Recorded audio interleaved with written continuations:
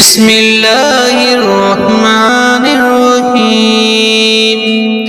ألف لام را تلك آيات الكتاب المبين إنا أنزلناه قرآنا عربيا لعلكم تعقلون نحن نقص عليك أحسن القصص بما أوحينا إليك هذا القرآن وإن كنت من قبله لمن الغافلين إذ قال يوسف لأبيه يا أبت إني رأيت 11 كوكبا والشمس والقمر رأيتهم لي ساجدين قال يا بني لا تقصص رؤياك على إخوتك فيكيدوا لك كيدا إن الشيطان للإنسان عدو مبين وكذلك يجتبيك ربك ويعلمك من تأويل الحديث ويتم نعمته عليك وعلى آل يعقوب كما أتمها على أبويك من قبل إبراهيم وإسحاق إن ربك عليم حكيم لقد كان في يوسف وإخوته آيات للسائلين إذ قالوا لا يوسف وأخوه أحب إلى أبينا منا ونحن عصبة إن أبانا لفي ضلال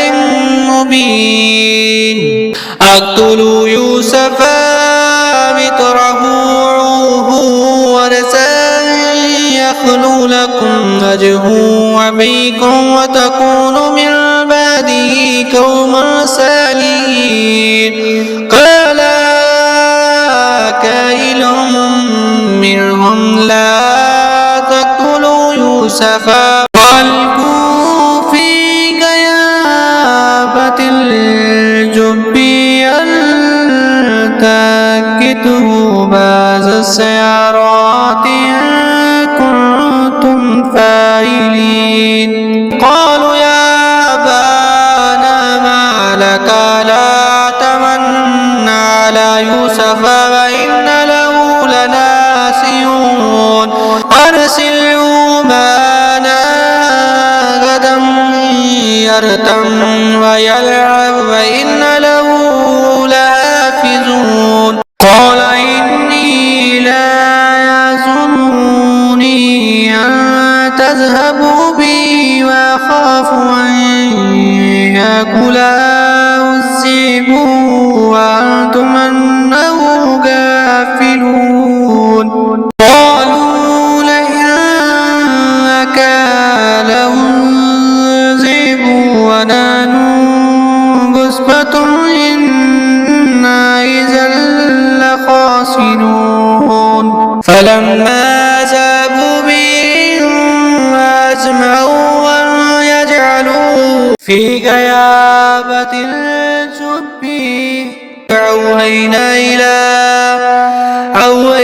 إليه لا تنبئهم بأمرهم هذا وهم لا يشعرون وجاءوا أباهم عشاء قالوا يا أبانا إنا ذهبنا نستبق وتركنا يوسف عند متاعنا فأكله الذئب وما أنت بمؤمن لنا ولو كنا صادقين وجاءوا على كامسي بدم كذب قال بل سبالت لكم أنفسكم أمرا فصبر جميل والله المستعان على ما تصفون. وجاءت سيارة